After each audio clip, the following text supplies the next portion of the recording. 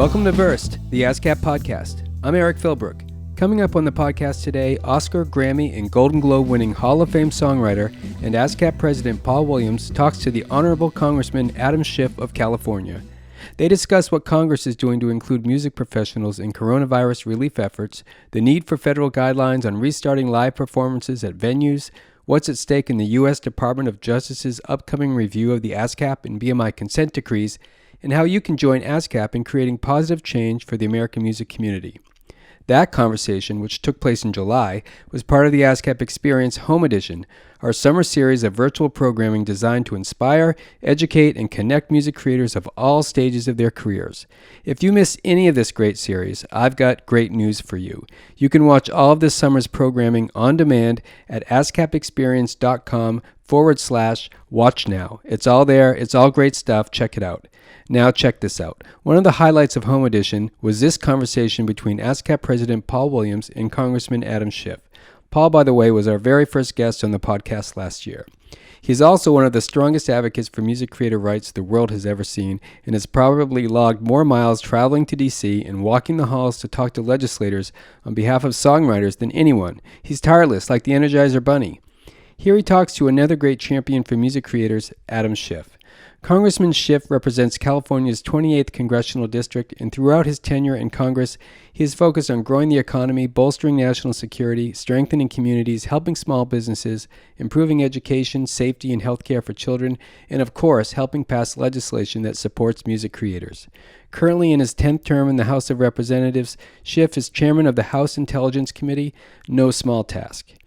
With all that is going on in our country, Schiff has been hard at work, so we were very, very fortunate to get some virtual FaceTime with him. So let's jump right in. Here's Paul Williams and Adam Schiff. Mr. Chairman, welcome to Ascap. It's my great honor on behalf of 750,000 music creators and publishers and composers and songwriters to say welcome to Ascap. This is a rare treat for us, and with this kind of schedule you have, I'm thrilled and delighted that you could make it. Well, thank you. It's a great pleasure to join you and your members. Having a conversation with Paul Williams is just a treat that I don't often get to do. And as a big fan of yours, Paul, it's really a pleasure. Well, it's right back at you. That is a boomerang affection coming right back at you because I am a fan. And as I was saying a little earlier, we meet often via Rachel Maddow, but this is nice to have a chance to actually speak with you. You know, right before we sat down, I took a look at the jurisdiction, all the organizations that are under the jurisdiction of the Intelligence Committee, Mr. Chairman. And if anything is going to intimidate you, you look at that list. And I think for our audience and for the members of ASCAP and music creators that are watching, to think that with that on your shoulders and the defense of the Constitution and the amazing work that you do, you have always been a really avid, passionate advocate of the music creator, and for that we are extremely grateful. I will pause for some unheard applause, but I guarantee you it's thunderous. Thank you. Look, it's my great pleasure to represent so many incredibly creative talents in my district, and I have just such a love and admiration for your members all over the country. So, you know, there are a lot of parts of my job that are very hard. There are some that are also very rewarding and fulfilling and enjoyable, and advocating for the interests of the creative people that you represent is really a treat and a joy for me. Well, it's terrific. I lived in West Hollywood for many, many years, so I was in your district for a while before I moved behind the orange curtain to Huntington Beach and all. But let's just jump in this because we're living through some amazing times right now, and your advocacy has never been needed more. The songwriters and the composers have been probably amongst the hardest hit by the pandemic, and I think that a great way to describe what has actually happened is when Sammy Kahn, who was a great lyricist and a member of ASCAP, was asked, as we're all asked, what comes first, the words or the music? He said, what comes first is the phone call. The phone call is where the job comes in. You know, these days the phone is not ringing because the jobs are not there.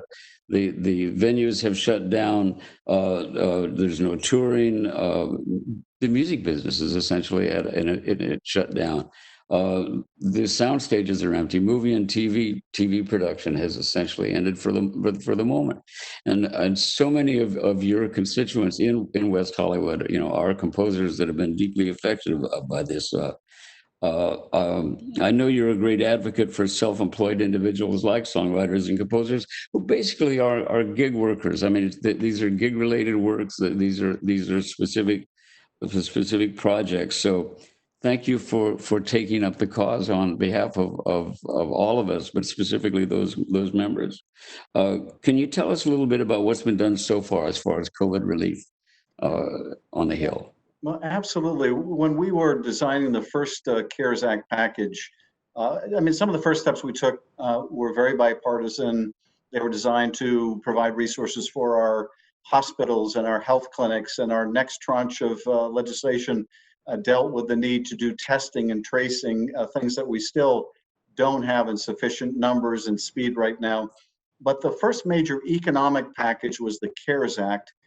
And as we were working on the CARES Act, it became very apparent to me, hearing from a lot of your members and others, that there were millions and millions of people who were going to be left out of unemployment compensation because they don't traditionally get it if they're part of the gig economy, if they're freelancers, if they work contract to contract, if they don't have the traditional W-2 employment. And it was vitally important that we make sure that they not be left behind. So I helped to organize an effort in the House to include people who were independent contractors and gig workers and freelancers, and we did. So for the first time in this enhanced unemployment benefit of $600 a week, we covered people who had that kind of work. But what we have found subsequent to that is that there are still people being left out, and this is a subset of people who have mixed income. So they may have some W-2 income, but traditionally got most of their income on a 1099. So they may have, for example, been getting some small amount of royalties from year to year on a W-2, but most of their income has come from periodic jobs, from, as you say, getting that phone call. And as a result of having a modest amount of W-2 income, but losing all of their, 1099 income, they were getting left out. They were either getting very little unemployment compensation or none at all. And so when we discovered this group of people with mixed income were really being hurt by this, we looked to see, is this something the states can remedy on their own? Do we need to write new law? And I think it's the conclusion that we're going to have to write new law to fix this. So I introduced a bill this week to do that, to try to address those with mixed income. I'm hoping to move this bill either as a standalone bill or probably even better if we can make it a part of this package that we're now negotiating between Democrats and Republicans. And so, yes, we were able to help many millions, maybe tens of millions of people who are gig workers, but there were still a great many who were left out, who have mixed income, and we're trying to fix that now. One of the things that in the body of your answer to that question, you answered a question that I was going to ask a little later on, which I think is really important. People really want to know, is it going to make a difference when they reach out to their congressman, if they're writing emails or sending letters or making phone calls? And based on what you just said, it's incredibly important for our members to become really active in their advocacy. Oh, that's absolutely true. In many respects, people didn't bring to our attention in Congress, hey, the way the CARES Act was written, yeah, it helped a lot of people, but there's still a group that didn't get helped, and we need the help. And, frankly, when I talk to colleagues about this, and I would say, take three different people, all who earn, let's say, $50,000 a year. One person who got it from the same employer, traditional employment relationship. One person who got it, they're an independent contractor, the cumulative amount of the different jobs they did, they earned $50,000 last year. And then one person who had mixed income. They had 10,000 from one kind of work and 40 from another. Well, those first two people, they get the same amount of unemployment compensation, and the third person may get left out completely. That's really a revelation, I think, to many members of Congress. we wouldn't know about it if people weren't advocating for themselves and organizations like Ascap weren't bringing it to our attention. So very important, but also, as you can imagine, there's great competition for help right now.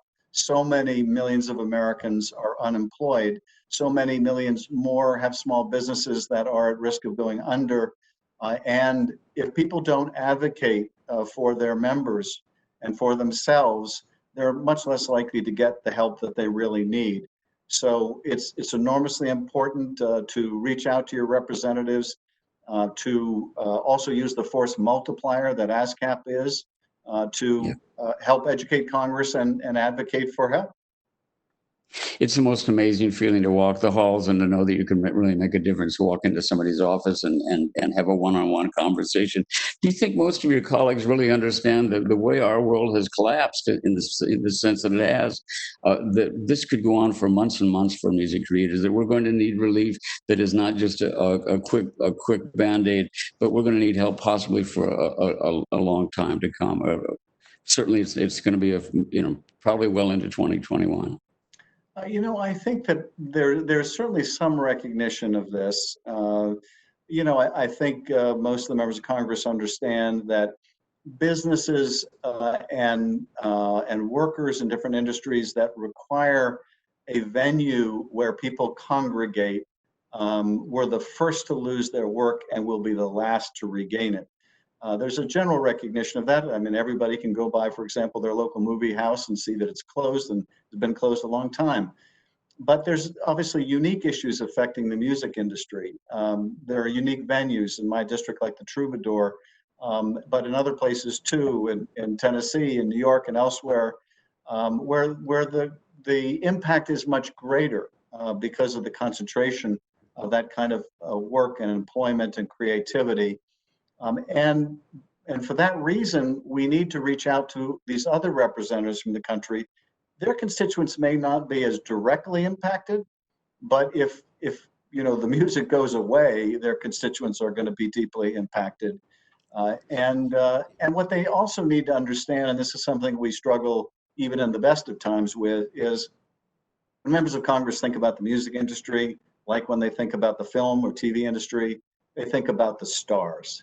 They think about the mega artists, the Taylor Swifts, and they think they don't really need our help. They don't realize that most songwriters and composers are just trying to make a living doing what they love. And it's obviously true of most people in the entertainment industry. They're not all Tom Cruise. And we're not all shopping for that little place in Malibu. The fact is that it's a blue collar business for so many. Absolutely. What we do is, I've always said, work and all, because right now we're at a point where to physically stay alive, we social distance. We keep that distance between us. But to stay mentally healthy, to stay emotionally connected, we need a connection that I think music provides in a fashion that is just for me, no matter how much I clamp down a feeling, if you show a collie running through the grass and the music is just right behind it, it will unleash emotions from me, the people that I've been studying for years and the like. I think that our music is absolutely needed. I think one of the things we're going to need to get the music back up and running is, I think that we're going to need clear national guidelines from the national health, public health officials on exactly how to do this. And I think that it's an area that really needs to be addressed. How do we gather? How do we gather safely? I know there's some basics on that are out there right now that are keeping us alive, but I think to figure out how to move a large amount of people into a venue is something we're going to need help with. I agree. And look, some things are going to simply take time. The parts of the country where the virus is so widespread, we're going to really have to take, quite drastic steps to tame this virus and protect the public. Other places are doing better. Sadly, not too many of them, but there are some states that are doing better, where the conditions may be right to reopen venues that you can't reopen elsewhere.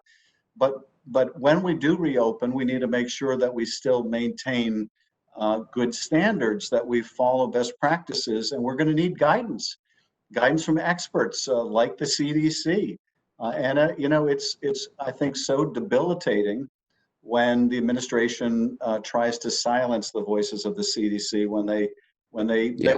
the president wants to give these briefings now again because he doesn't like his poll numbers. Well, fine, but a lot of what he says just plain ain't true. Sometimes it's downright destructive. Anthony Fauci may be down the street, and Dr. Birx may be in the next room, but if you don't get to hear from them, and what you do get to hear isn't accurate, it doesn't help. In fact, No. it's affirmatively hurtful. The CDC, does some great work in establishing these guidelines, but some of those guidelines have been suppressed by this administration. We Yes. also need good information about how we can congregate and when we can congregate and what the circumstances are. So we got to make sure that those experts are able to communicate freely with the public.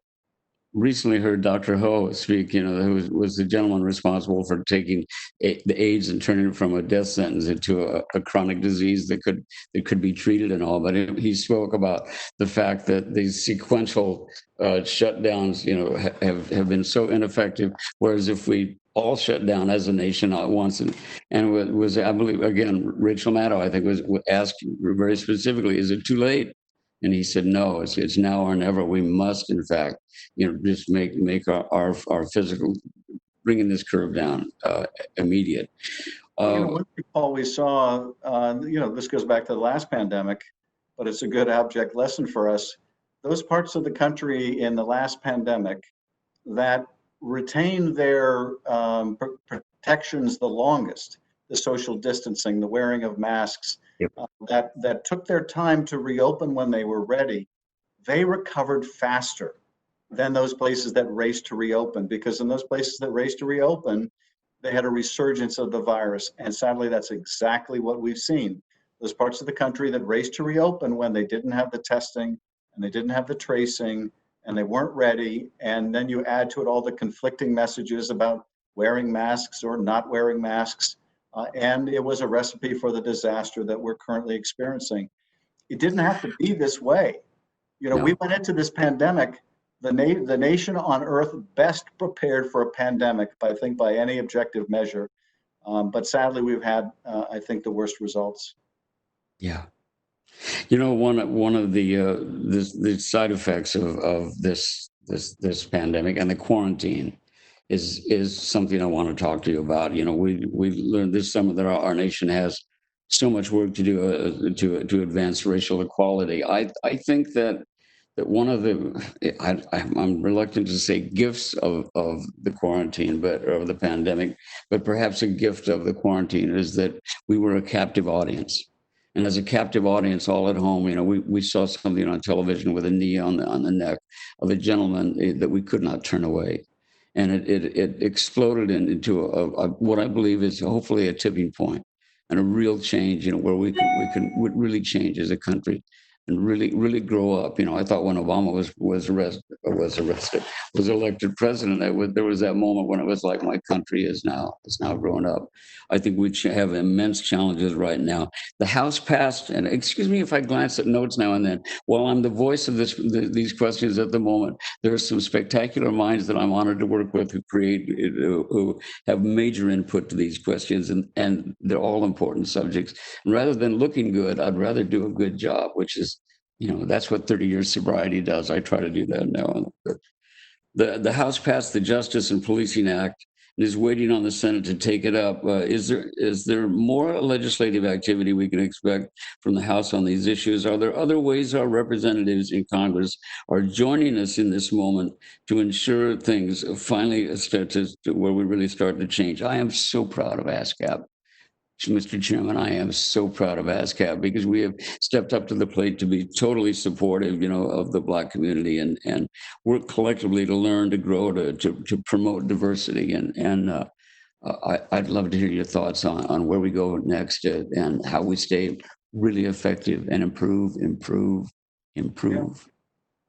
Well, we took up in the House the Justice and Policing Act, as you mentioned, probably the most far-reaching police reform Congress has ever taken up. It would do away with the kind of qualified immunity that has protected so many police officers that have committed egregious violence.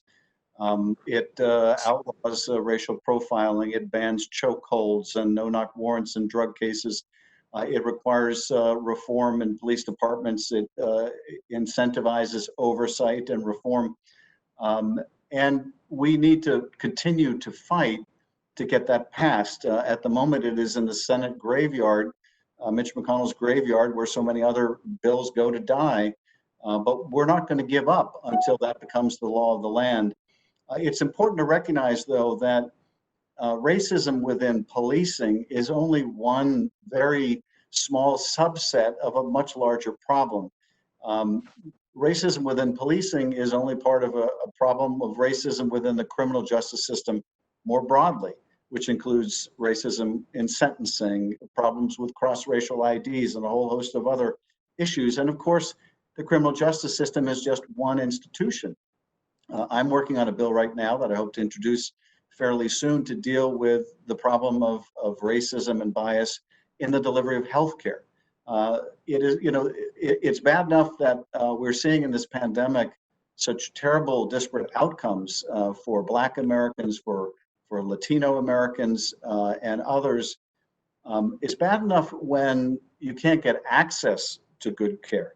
But it's also makes the problem that much worse that even when you get access, if the care you get is unequal, inequitable because of the color of your skin.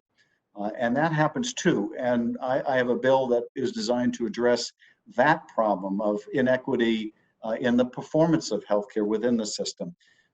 It's my hope, Paul, that one of the results of this pandemic is that as you say, it gives us a chance to confront major problems facing the country and build the country back better. As we emerge from this pandemic, just as we have emerged from other crises, World War II and the Great Depression, the Vietnam War, we've made efforts to build the country back better. And we need to seize this opportunity as well to build the country back better. It's a nice little bright spot in the midst of this to see the Supreme Court come back with the decisions they have, for example, with the LGBTQ issues, and where before that decision, you could get married, if you were gay, but you could lose your job the next day, and there was no recourse. I was very pleased to see that decision come down from the Supreme Court. I'm going to jump to something that is key for all music creators right now.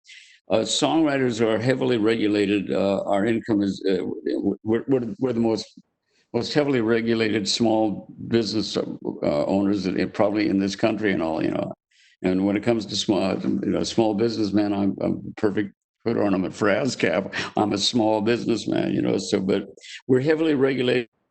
Our income is more regulated than Google, Amazon, Apple, Spotify, Facebook, Netflix, radio and television. We're songwriters. We're not really a threat to the nation, but we are deeply, deeply, deeply regulated. And part of the reason is a consent decree, which we operate under, which is an agreement with the Department of Justice, which was created in 1941. 1941. The internet was not exactly, music was very different. It's all changed, and yet we continue to be constricted, by this consent decree. We're trying to modernize the consent decree to level the playing field. When we negotiate with tech and media giants, they have the advantage they love the status quo because they can kind of keep their thumb on the scale with that. And we just want to make it better. We want to make people, what's important.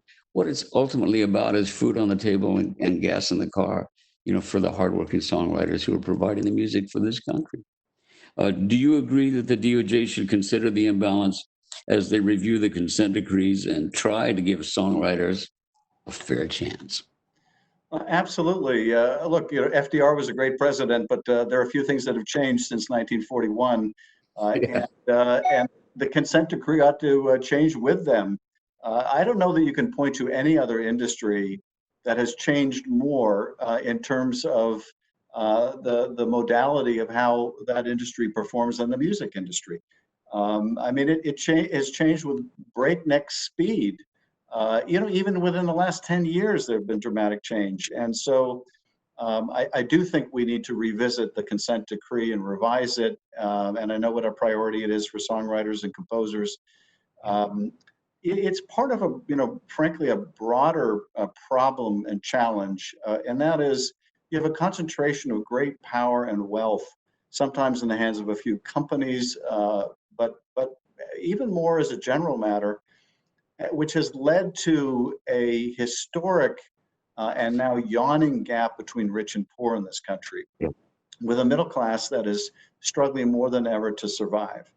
And part of addressing that is giving, individuals more collective bargaining power vis-a-vis these massive companies with their concentration of wealth.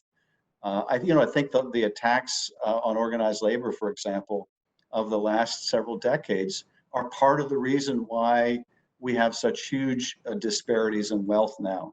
But you can also see it in the music industry where, how can an individual songwriter ever hope to negotiate from a position of strength with a behemoth like Google or Spotify or Pandora?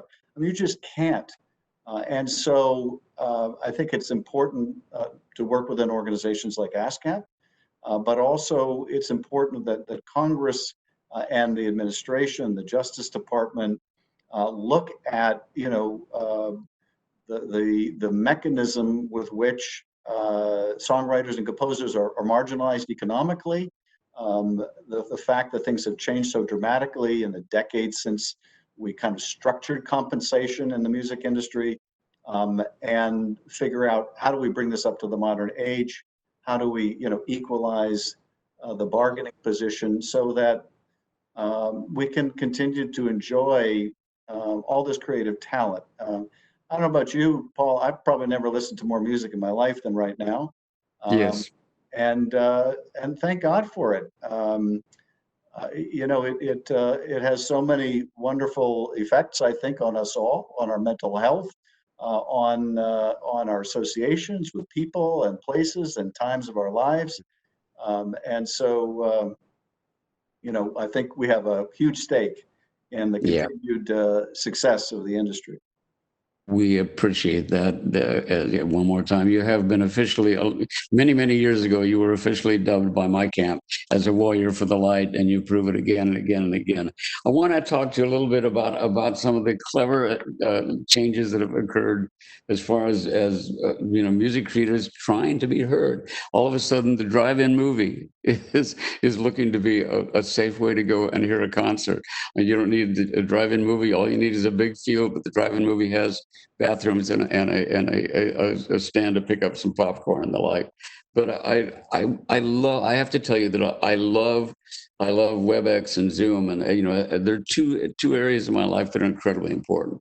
Music creation and of course recovery, and both of those groups have found a way to use this wonderful sees sampler of whether it's spiritual giants in recovery or people trying to get their music heard.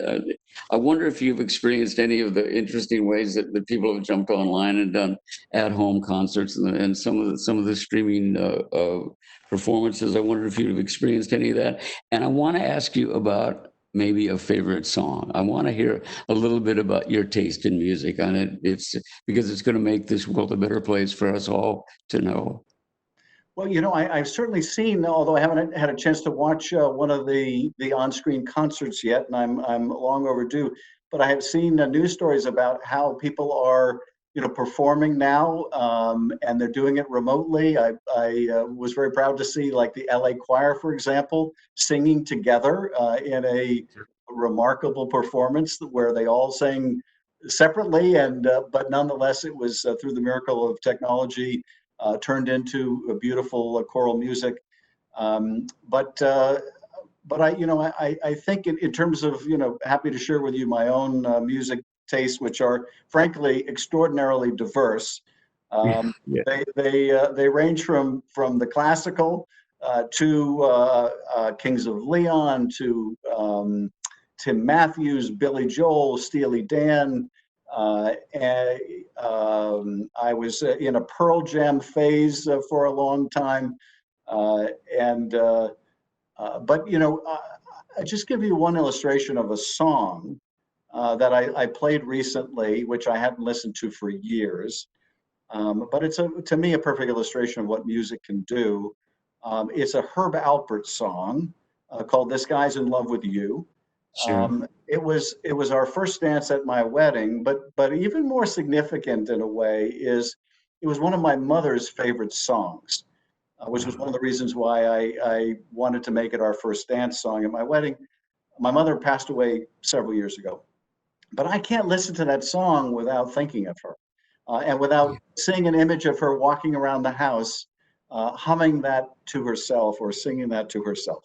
And that's the thing about music. It can so vividly bring you back to times of your life and moments. It's so evocative of things that are going on. I can't imagine seeing films without music. And by the way, while on the subject of films and music, I do have a recommendation for your members. And I may have been the last person to see this film, so if I am, forgive me. But Searching for Sugarman is my Great. best movie viewing recommendation of the pandemic so far. I didn't see it when it came out. I just saw it recently, and I thought it was fantastic. But it also, on the point of the topic today, tells you about something about music compensation, Sure. because the subject of that film was left out for a very long time. Yeah. In a full circle, really lovely moment, I have to tell you that the past president of Ascap, Hal David, wrote the words to "This Guy's in Love with You," and Uh, it's a Bacharach David song and all. And to watch Hal sing that song to his bride, it was one of the great pleasures in the amount of time that I was able to spend with Hal. It's a great song. I would like to bring up one other thing I talk about wandering the halls of Congress and what it feels like and all. One of the things, I mean, there's a line in it. It's like pulling teeth to get me to ever mention one of my own songs, but there's a line in one of my songs that says, "Who said that every wish would be heard and answered if wished on the morning star?" If I have a wish, I would imagine it's something that may ring true to you as well. There was a time on Congress, in the Senate, when things like the Americans with Disabilities Act were created by Ted Kennedy and Orrin Hatch, and that these two men who were best of friends, argued about everything, when they were on the floor. But Orrin told me one time, he said that, Ted would come over after he just lambasted me. He would come over and say, "How'd I do?" And he said, "I told you you were great." It was, then they'd go in there, and Ted would have a drink, and Orrin would have a Diet Coke or an orange juice and all. But you have such character and caring, and I know it exists across the aisle. I have friends on both sides of the aisle, and I wonder if you'd care to talk a little bit about that gulf between the two sides of the aisle right now, and ways to effectively heal that. And it's such a huge task. I'd like to hear your thoughts on it because it's so important for the work that has to be done ahead. It is so important, and I've often made the observation that what's really holding back our country is our broken form of governance right now. And the kind of bipartisanship that you're talking about, the collaboration that you're talking about, it does still go on. It is more rare, tragically, much more rare. To give you an illustration, for 18 years and up until he left the Congress 2 years ago, a very conservative Texan named John Culberson and I worked together on NASA every year. He was the senior most Republican on the subcommittee that funded NASA. I was the senior most Democrat. We were inseparable. We both have a love for science and space science. And I love, for example, the work that the Jet Propulsion Laboratory in my district does. And he loved the work that manned space flight and other efforts in his Texas area did. And we could not be parted even by NASA, much to NASA's chagrin sometimes. Now, we didn't talk about issues where we had strong disagreements. We disagreed about taxes and immigration and just about everything else. We look for the common ground and work together. And those kind of partnerships still occur, but they're all too rare. I'll be very candid with you, though, Paul. The tone is really set from the top. As long as we have a president who is set on dividing us, we are going to be divided, not just as a Congress, but as a country. And so I'm not particularly optimistic about the rebirth of bipartisanship with Donald Trump as president, because that is simply not where he's coming from. And I don't think it will ever be where he's coming from. Yeah, I get you. Well, we have about 15 minutes left, and before we gathered together in this screen, we spoke to some of the members of the audience, put forward some questions. So I thought I'd love to take a look at these and maybe ask a couple of questions that the audience members have suggested. In the pandemics, if the pandemic's effects last for several more months, wait a minute. I did look at these before, but I'm realizing some of these have already covered. Now, what member of what music? Wait a minute. Wait. Songwriters and composers spend our entire lives trying to get our music heard, but right now a lot of us are thinking about how to make sure our voices are heard in the political process. We touched on this earlier, but what is your advice to music creators looking to make a difference in their communities, grassroots? Well, the kind of the hierarchy of effective ways to advocate. The very best is something that's just not possible right now, which is meeting together with your representatives, local, state, federal. What we're doing right now is probably the next best thing, which is a video conference. I've been doing a lot of video conferences with my constituents. I've been doing video coffees, video town halls, telephone town halls.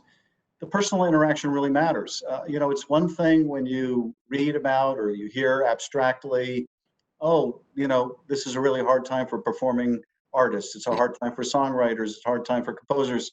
They were the first to lose their jobs, and they'll be the last to regain them. It's another when you talk to someone directly who says, I lost my job. I lost it, back in February. And there's just no sign of when I'm going to get it back. I don't get much unemployment because I have mixed income, or here's my circumstance. Seeing someone, hearing their story, it really makes a difference. So that kind of personal connection is really important. It's important to work through organizations as well, because you don't want to have to necessarily reinvent the wheel, and the organizations can direct your focus. And if the priority, for example, there are real economic lifeline issues right now for songwriters and composers, but there are also longer term issues like the consent decree. Working through organizations can help prioritize, okay, this is really what we need to focus on right now. So in addition to the kind of in-person Zoom kind of meetings, emails, calls to offices. Our offices are still open, even if they're not people all the time. Make your voice heard. Yeah, once again, advocacy. Be a part of it. The nightmare is that all of a sudden you're my age and you're looking back and you go, could I have made a difference if I had stepped up to the plate and been a part of the community that is actually, and anytime we've ever gone to Washington, we're so welcome, and a great partnership has been with the Library of Congress, and the fact that every year, and I know you've been there to our events there, when we spend one night of letting a congressman or having a congressman introduce a songwriter to play a song that has meant something. I got to introduce Bill Withers one time, which was such a treat. I told a story that night about how I was on the light rail in Pasadena, and there was a father singing to his young daughter, who she looked to be about 9. And every time he tries singing something, she says, "I don't like that one." And he would try a different song, and she would say, "I didn't like that one either." And I didn't know these people, but I felt as a member of Congress, I could interrupt their conversation. So I did. And I said, "Well, let me try this." and I started singing Ain't No Sunshine When She's Gone. And that little girl looked up at me with those big eyes and she said, yeah, I don't like that one either. But I told Bill it wasn't his song. It must have been the way I sang it. When Bill was inducted into the Rock and Roll Hall of Fame, he walked out, he stood at the lecture, and he looked at the audience and he says, "This is the biggest AA meeting I ever attended." An amazing man and a dear man and a sweet man who I saw for the first time at the Troubadour, which is still Is that right? Wow. in West Hollywood. Yeah. Oh my God, what an amazing talent. Okay, I'm going to turn this is I would not have asked this, but I've got to ask it. You've always been a strong advocate for the rights of music creators. Oh, no, wait a minute. It's the next one below. Amongst music creators, amongst the people that you follow in this wonderful world of entertainment, if you were going to pick one of them that might make sense to sit next to you in Congress. In other words, if you were going to pick a songwriter or a singer, an artist, or a member of a band, to run for Congress, who do you think would be a great choice? Well, when I thought you were my constituent, I was not going to say you. But now that I know you're behind the orange curtain, I'm going to say Paul Williams would be an excellent choice. I was hoping I'd hear that. I admit. I'm telling you, and he would have to move here and become a citizen. But I'll tell you who I think is a great example is Bono. I met with him a number of times to talk about the work that he does fighting HIV/AIDS and malaria, the enormous philanthropic work that he has done. And what I have been so impressed about by, among many other things, is his in-depth knowledge of these issues. He'll come to advocate for funding. I sit on the State and Foreign Operations Committee, funding for international efforts to fight disease. And he often knows the subject matter better than most members of Congress. And so, I would love to have him apply for U.S. citizenship and run for Congress, but only if you're not willing, Paul. I'm not going to run. This is the greatest job that I've ever had. This is the most adult thing I've ever done in my life as well. It requires a certain discipline, and it's just an honor. It's a great honor. I was elected in 2009, and one of my greatest memories is shortly after I was elected. I went to the White House for the Gershwin Prize. Actually, it was Hal David and Burt Bacharach were being given the Gershwin Prize, and met for the first time, President Obama and the First Lady. And I had just been elected president of Ascap. He had just been elected president of the United States. And I said, this may sound outrageous, but would you call me Mr. President, Mr. President? He said, Mr. President, it would be an honor. And it's one of those little memories you take and you hang up, in your office and go, that's something I will always remember and all. I have to tell you, I will always remember this conversation as well. We've met before. We've never really had a chance to have a real conversation like this, and it's a real honor. I will tell you that there is a certain people mistake kindness for weakness sometimes, but it's a foolish thing to do.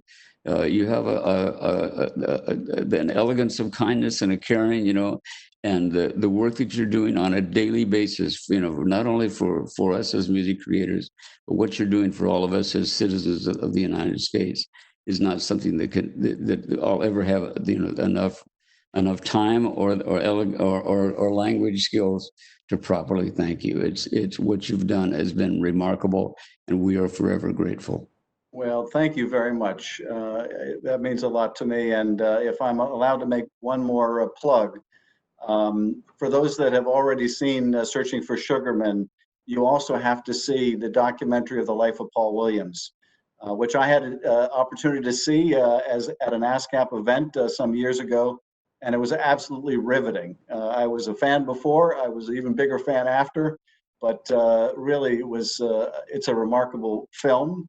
And you have led such a remarkable life and continue to, and your leadership at Ascap has been tremendous. So thank you for all you're doing, representing so many of my constituents, but people all over the country, such enormous talent. Thank you for enriching my life and so many millions of others. When this opens up again, we need to go break bread and continue this conversation.